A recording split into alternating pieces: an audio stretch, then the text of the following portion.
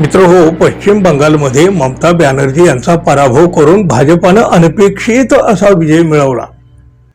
पण हा विजय खऱ्या अर्थानं भाजपचा विजय आहे का असा प्रश्नही उपस्थित केला गेला. भारतीय जनता पक्षाकडून या विजयाचा उत्सव साजरा केला जात आहे, पण सामनानं आज भाजपच्या या विजयाचं पोस्टमार्टम करून टाकलाय.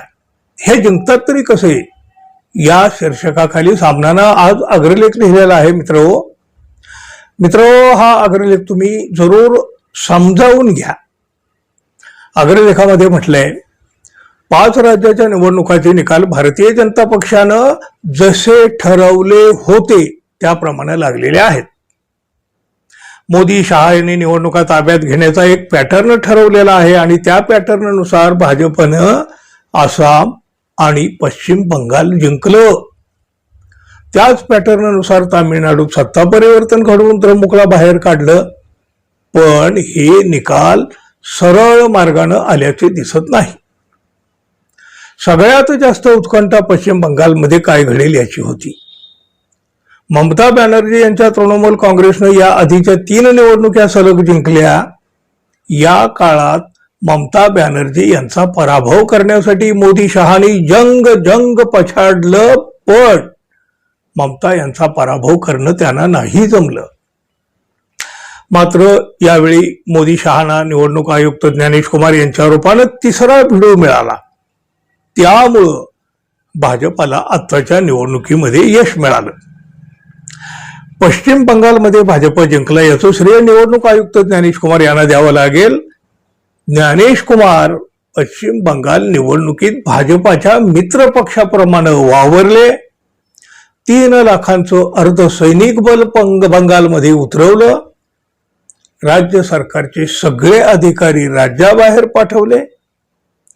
निवडणूक निष्पक्ष व्हावी हा त्यांचा उदात्त हेतू, पण हाच उदात्त हेतू त्यांनी आसामात नाही दाखवला.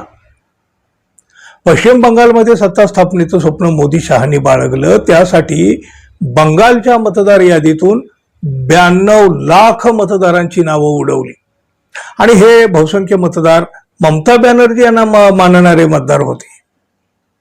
भारतीय जनता पक्ष निवडणूक कशा पद्धतीने लढवतो आणि जिंकतो हे पुन्हा एकदा दिसलं. तामिळनाडू आणि पश्चिम बंगालमधील निकाल राष्ट्रीय राजकारणावर दूरगामी परिणाम करणारे आहेत. ज्या बेईमान पद्धतीनं निवडणूक आयोग वागला ते पाहता यापुढं विरोधी पक्षांनी निवडणुका लढवायच्या की नाहीत हा विचार गांभीर्यानं करावा लागेल. पश्चिम बंगालच्या मतदानानंतर लगेच भाजपाने विजयोत्सवाची तयारी सुरू केली हे रहस्यमय आहे. याचा अर्थ भाजपानं जिंकण्याची सर्व कारस्थानं पडद्यामागे रचलेली होती. लोकशाहीमध्ये निवडणुका निष्पक्ष रीतीनं झाल्या तर पराभव सुद्धा दिलदारीनं स्वीकारायचा असतो. जनतेचा कौल म्हणून पराभव मान्यही करायचा असतो. पण सध्या ज्या पद्धतीनं निकाल लावले जात आहेत त्यास जनतेचा कौल मानता येणार नाही.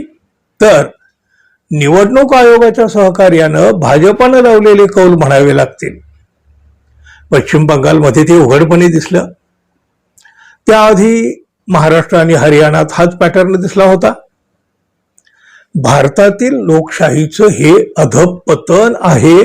निवडणूक प्रक्रियेच्या निष्पक्षतेवर प्रश्नचिन्ह आहे. आणि या सगळ्याची तक्रार घेऊन सुप्रीम कोर्टात जायचं तर तेथे सगळ्यांच्याच तोंडामध्ये मोदी शहा पॅटर्नने भोळे कोंबलेले आहेत. त्यामुळं या व्यवस्थेवरचा विश्वास उडावा अशी स्थिती रोज निर्माण होताना दिसते. तामिळनाडू द्रमुक अण्णा द्रमुक हे आलटून पालटून जय पराजयाचे धनी होतात. यावेळी मात्र तिथं 3ऱ्या भिडून तामिळ जनतेची मनं जिंकली. अभिनेता विजय यांच्या TVK पक्षाला भरघोस मतदान झालं. द्रमुकचे नेते आणि मुख्यमंत्री स्टॅलिन हे तामिळ अस्मितेसाठी लढत होते. त्यांनी पुन्हा एकदा टोकाचा हिंदी विरोध केला. त्याचा फटका त्यांना बसला का? पिढी आणि मतदारांचा विचार बदलतो आहे याचा विचार जुन्या पठडीतले नेते आणि पक्ष करायला तयार नाहीत. त्यामुळे द्रमुक अण्णा द्रमुकला सोडून तामिळ जनतेनं 3रा पर्याय निवडला.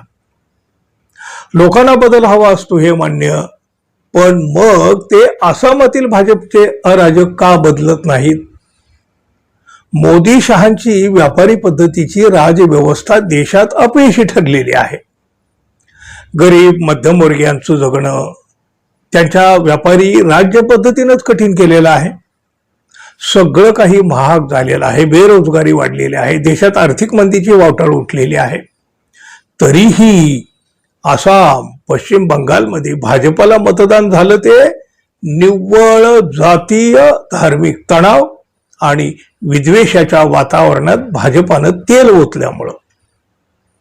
पश्चिम बंगालमधील विजयानंतर भाजपचे पुढारी म्हणाले, ममता बॅनर्जी यांना हिंदूंनी मतदानच केलं नाही. भाजपचा निवडणुका लढवण्याचा हाच पॅटर्न आहे. देशभरामध्ये महिलांवर अत्याचार वाढलेले आहेत. महाराष्ट्रात चिमुकल्या मुलीवर बलात्कार करून त्यांना ठार केलं जात आहे. मात्र लोक हे सर्व स्वीकारतात. भाजपच्या या जुलमी राजवटीस मतदान करतात. मुलीवरील बलात्काराने धरणी कापत असताना महाराष्ट्रात, पश्चिम बंगाल, आसामच्या निवडणुकीमध्ये विजय मिळाला म्हणून उत्सव साजरे होतात. हे लोकशाहीचं भेसूर रूप सध्या दिसतंय. अशा विकृतीला कोणी धर्माचा विजय म्हणणार असतील तर धर्माच्या रक्षणासाठी यापुढे कोणीही अवतार पृथ्वीवर अवतरणार नाही, कारण खरा धर्म बुडताना दिसत आहे. मित्रहो, सामनाचा हा अग्रलेख तुम्हाला कसा वाटला जरूर सांगा. अग्रलेखातील विचाराशी तुम्ही सहमत आहात का हे सुद्धा जरूर सांगा. आणि आपण अजून आपल्या चॅनलला सबस्क्राईब केलं नसेल तर कृपया सबस्क्राईब करावं. ही एक आपली नेहमीची माफक अपेक्षा तर आहेच. मित्रहो, धन्यवाद. पुन्हा भेटू. नमस्कार.